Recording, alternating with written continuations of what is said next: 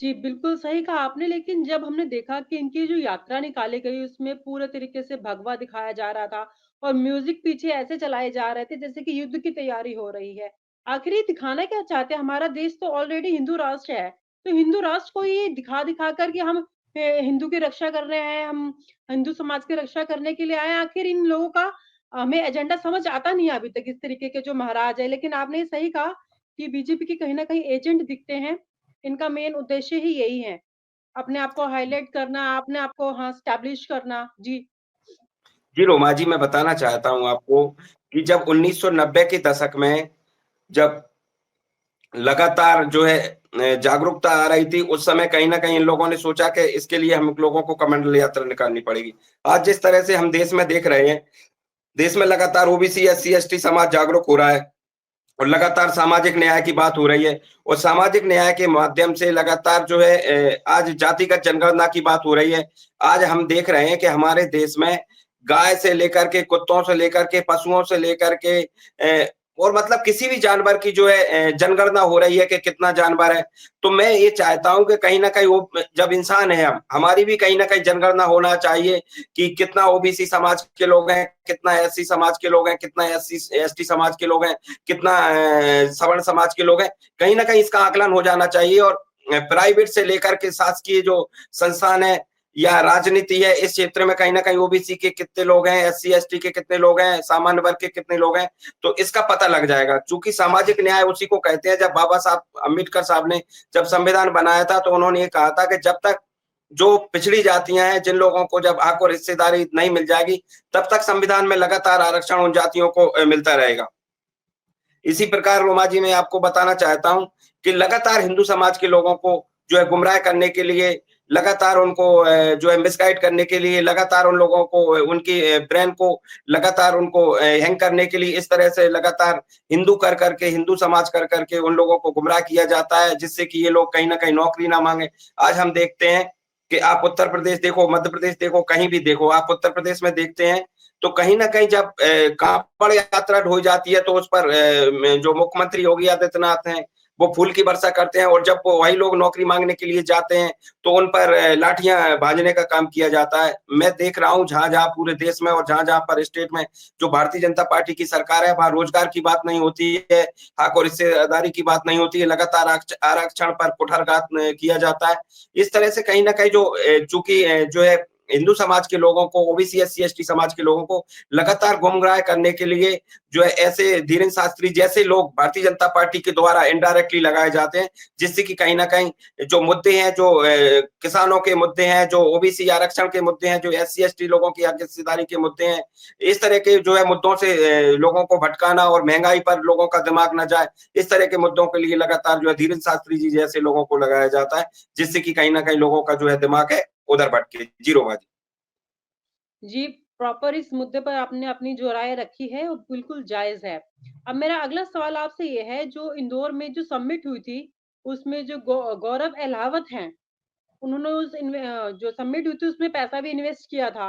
आखिर क्या है वो काफ़ी इल्ज़ाम लगा रहे हैं, उनकी जो वाइफ़ है रशियन महिला है, वो भी काफ़ी इल्ज़ाम लगा रही है। आखिर ये क्या मामला है? थोड़ा-सा इस पर आप गौर फरमाएँ। जी, रोमा जी अधिकतर ऐसे मामलों में बस इतना ही बताना चाहूँगा मैं आपको कि इस तरह के मामलों में मुझे लगता है कि जो है सरकारों को आकर के या जो हमारे देश की प्रदेश की जो कानून व्यवस्था है, इसको जो है जाँच करना चाहिए और जाँच करने के बाद देखना चाहिए कि क्या सही है, क्या गलत है और जो सही है उस पर उसको देखते हुए लगातार इस चीज़ पर जो है सरकार को ध्यान देने की ज़रूरत है। इस मामले पर बस मैं रोमा जी इतना ही कहना चाहूँगा। जी, रोमा जी। नहीं बोलना चाहेंगे तो मैं अपना अगला मुद्दा ले लेती हूँ उसमें। जो बांग्लादेश में हिंदुओं पर जो अत्याचार हो रहे हैं, वो मध्य प्रदेश में काफ़ी लोग हैं जो इस पर आंदोलन कर रहे हैं। आखिर क्या है पूरा मामला और कौन लोग हैं जो इसको लेकर आंदोलन कर रहे हैं? इसके बारे में आपकी क्या राय है? रोमा जी मैं आपको बताना चाहता हूँ कि जिस तरह से जो बांग्लादेश में जो हिंदू समाज पर जिस तरह से उत्पीड़न हो रहा है, मैं भी चाहता हूँ कि कहीं न कहीं हमारे हिंदू समाज के लोग हैं, चाहे वो देश में हों, चाहे प्रदेश में हों, चाहे अन्य स्टेट में हों, इस तरह से उन पर किसी तरह का कोई भी अत्याचार नहीं होना चाहिए। लेकिन मैं दूसरी बात एक और बताना चाहता हूँ कि आज बताइए कि किसान जब खाद लेने जा रहा है, तो किसान पर लाठी भांजी जा रही है। आप हमारे देश में ही देख लो, हमारे मध्य प्रदेश में ही देख लो।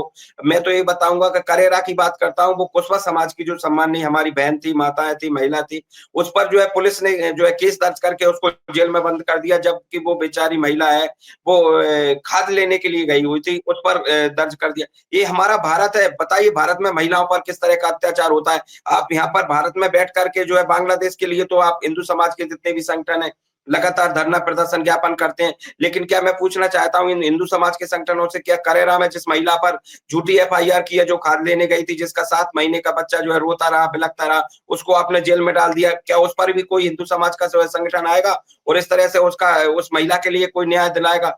रोमाजी, जब ओबीसी, एससी, एसटी समाज के लोगों पर किसी तरह का कोई अत्याचार होता है, तो कभी भी हिंदू समाज का कोई भी संगठन जो है उसकी मदद करने के लिए नहीं आता। सिर्फ हिंदू मुसलमान, हिंदू मुसलमान, हिंदू मुसलमान हिंसा फैलाने का ये जो संगठन है काम करते हैं। आज बांग्लादेश हमसे कितना दूर है, मैं फिर कहूंगा इस बात को कि बांग्लादेश में जिस तरह से हिंदुओं पर अत्याचार हो रहा है वो नहीं होना चाहिए, लेकिन हमारे भारत में और हमारे प्रदेशों में जिस तरह से जो अत्याचार हो रहा है, लगातार किसानों पर बर्बरता की जा रही है, लगातार उन लोगों को खाद लेने जा रहा है, उन लोगों को जेल में ठूसा जा रहा है, क्या ये अत्याचार नहीं है? इसका कोई भी हिंदू समाज का संगठन विरोध करेगा? जी रोमा जी, मैं आपसे पूछना चाहता हूँ। जी रोमा जी। और जी उसको रोमा जेल जी। में डाल दिया। यार इतनी सी बात पर तो किसी लेडीज को या किसी महिला को जेल में नहीं डालना हाँ, था। वही तो मैं बता कुछ रहा हूँ ना रीजन तो आपसे। था उसके पीछे। जी रोमा जी, वो क्या है, कहीं न कहीं वो जैसे क्या है कि वो जब खाद लेने गई हुई थी महिला, तो महिला के साथ इस तरह से बर्बरता की, उसको कहा कि कहीं न कहीं उसको जो भी मामला हुआ होगा, लेकिन जब पुलिस अधीक्षक को इस मामले की जानकारी मिली, तो पुलिस अधीक्षक ने बोला कि इस मामले की हम जानकारी करवा लेते हैं, इसकी जाँच करवा लेते हैं। लेकिन मैं बात पूछना चाहता हूँ हमारे जो है शिवपुरी की पुलिस के जो पुलिस अधीक्षक महोदय से भी पूछना चाहता हूँ, मध्य प्रदेश की सरकार से भी पूछना चाहता हूँ और देश के माननीय प्रधानमंत्री जो है नरेंद्र मोदी से पूछना चाहता हूँ कि एक तरफ आप बात करते हैं कि महिलाओं को हम सम्मान देने का काम करते हैं, दूसरी तरफ आप खाद नहीं देते हैं और जब खाद लेने के लिए महिलाओं को जाना पड़ रहा है, महिलाओं को लाइन में लगना पड़ रहा है। सोचिए हमारे देश के जो है प्रदेश की कितनी बड़ी विडंबना है कि आज हमारे देश की जो प्रदेश की जो महिलाएं हैं, उन लोगों को अगर खाद के लिए लाइन में लगना पड़ रहा है, तो हमारा देश और प्रदेश हमारा कितना पीछे जा रहा है। जी रोमा जी। इस समय अब मेरा अगला सवाल आपसे ये है कि जो युवा आईपीएस अधिकारी हर्षवर्धन सिंह की, पता है सबको कि एक्सीडेंट में मौत हो गई। जी। हर्षवर्धन जो है वो युवा अधिकारी की जो मौत हुई है, इसको लेकर, सुरक्षा को लेकर क्या सवाल खड़े हो सकते हैं? इस तरीके की जो मौतें होती हैं, घटनाएं होती हैं, इस पर किस तरीके की रोक लगानी चाहिए? इस पर आपकी क्या राय है? जी, रोमा जी, सबसे पहले तो आपके चैनल के माध्यम से मैं श्रद्धांजलि देना चाहूँगा हर्षवर्धन जी को और इस तरह से उनके पिताजी जो है एसडीएम थे, हमारे मध्य प्रदेश में थे, मूलतः वो बिहार के रहने वाले थे। लेकिन वो कहीं न कहीं मध्य प्रदेश में ही उन्होंने जो है इंदौर में पढ़ाई की और लगभग 2 नौकरी उन्होंने छोड़ी और जब वो आईपीएस बने उन्होंने निरंतर जो है मेहनत की और आज हम देखते हैं आईपीएस बनने के लिए लगातार बहुत मेहनत करनी पड़ती है, तब जाकर के कहीं न कहीं कॉम्पिटिशन फाइट करते हैं और तब जाके इतनी बड़ी जो है नौकरी मिलती है।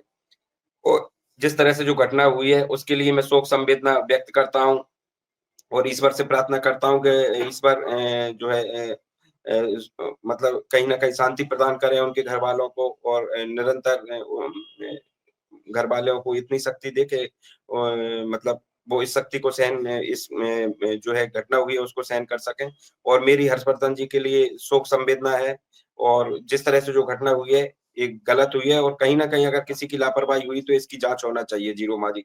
वो लगातार कर्नाटक में जो है आईपीएस कैडर मिला था उनको और अभी लगभग 2023 में ही उनकी ट्रेनिंग हुई थी। तो वो ट्रेनिंग के बाद वहाँ पे जा रहे थे, तो मैं फिर एक बार फिर से शोक संवेदना प्रकट करता हूँ। जी रोमा जी। आज के मुद्दे से साफ हो गया है कि हमें इस तरीके की चर्चाओं पर लगातार बातचीत करनी चाहिए क्योंकि इस प्रोग्राम के माध्यम से भी, आपके माध्यम से भी जनता को सारे जो प्रश्न होते हैं, सवाल होते हैं, इनका जो आंसर मिलने की पूरी-पूरी गुंजाइश होती है। आपकी तमाम जानकारी के लिए बहुत-बहुत शुक्रिया। नमस्कार। धन्यवाद। और आप हमसे जुड़े रहने के लिए सब्सक्राइब करें YouTube पर, फॉलो करें Twitter पर और लाइक करें Facebook पर और ज्यादा जानकारी के लिए आपको टाइप करना होगा सिर्फ न्यूज नशा।